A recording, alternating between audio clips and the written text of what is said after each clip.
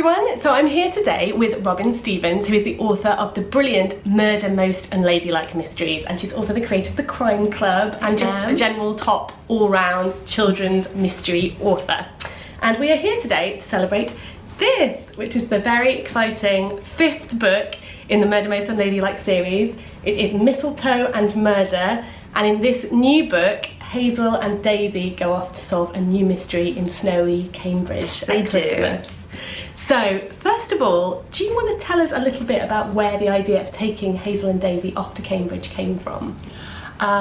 Well, I am somebody who, I grew up in Oxford, so I grew up in a place with lots of colleges, which was a sort of interesting, quite strange upbringing. And then, as an adult, I lived in Cambridge for 2 or 3 years, and that was actually where I was living while I was writing the first couple books. So Cambridge was really in my head.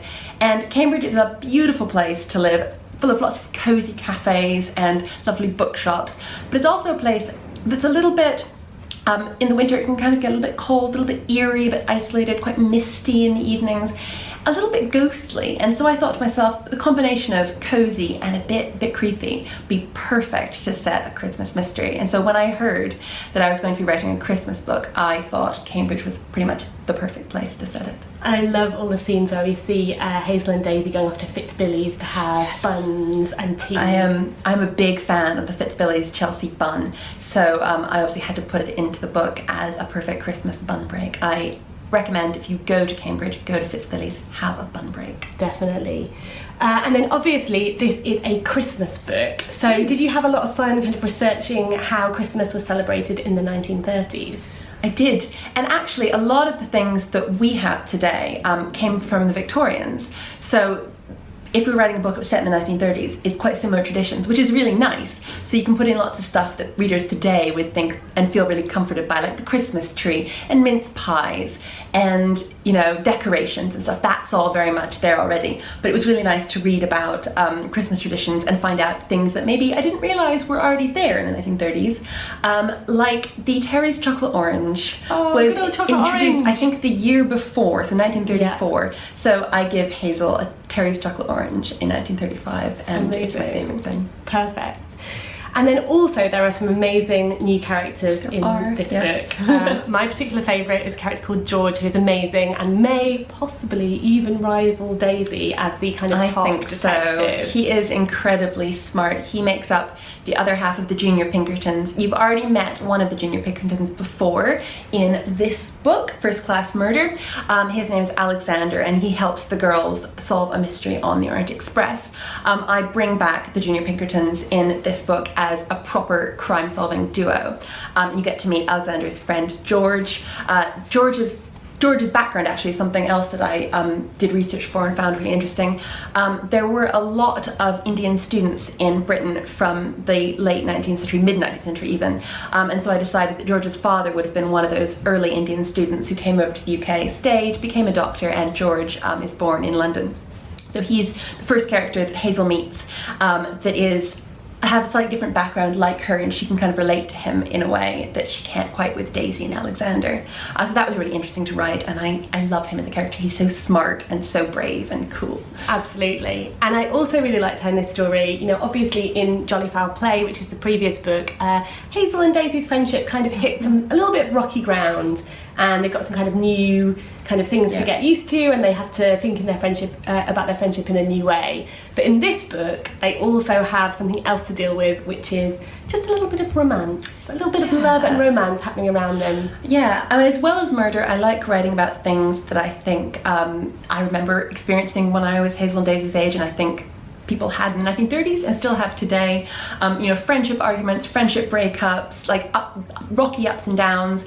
And also in this book, what happens when somebody in the friendship has a crush on another person, how that affects the way that the best friends deal with each other even. And in this, Hazel has a little bit of a crush on Alexander and is trying to navigate that, work out how she feels about it, and also work out how Daisy feels about it.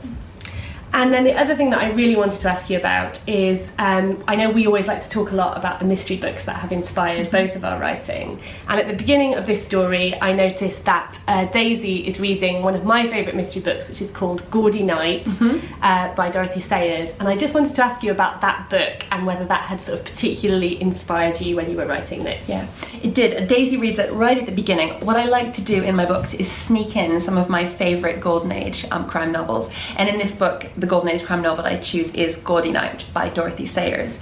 And it's quite a thick book. It's quite a sort of heavy book. And Daisy at the beginning reads it and goes, this is a bit boring, which is, I think, how I felt when I was about Daisy's age. But I read it again later, and I love it. It's all about a series of pranks that are going on in an all-women's college in Oxford. And my book is set in a men's college, but it does have some female characters, a female student and some female dons.